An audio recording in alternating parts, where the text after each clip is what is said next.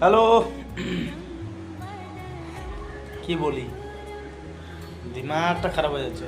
আচ্ছা, হ্যালো দা।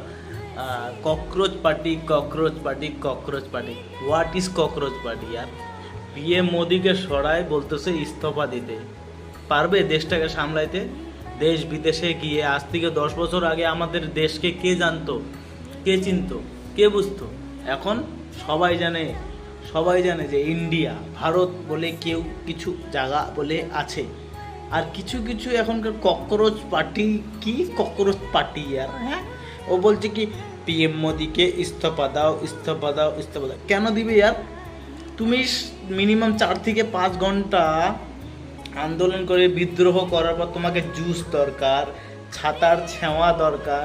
আর পিএম মোদি জানো 24 ঘন্টাকে 48 ঘন্টা কিভাবে কাজ করবে সেটার চিন্তাধারা করতেছে, আমাদের দেশকে সচেতন শক্ত করার চিন্তা করতেছে। আর সবাই মিলে cockroach party, cockroach party. What is cockroach party? Cockroach party কি ऐसी কি তেসি? ভাই, নিজের জায়গায় গিয়ে দাঁড়াও, তাহলেই বুঝতে পারবে ওই জায়গার মূল্য কি, ওই জায়গার কাজ কি, আর ওখানে কি করতে লাগে।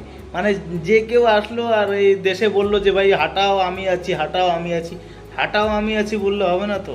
জায়গাকে নিজের মতন পরিচয় না, জায়গাকে নিজের মতন জায়গায় দাঁড়া করাইতে হবে, দাঁড়াইতে হবে, তাহলে তো হবে। Cockroach party. পিএম মোদি আজ থেকে 2014-তে যখন জিতছে তখন আর এখনকার পজিশন দেখো যে কোত্থেকে কি হচ্ছে, কেন হচ্ছে, কি করে হচ্ছে।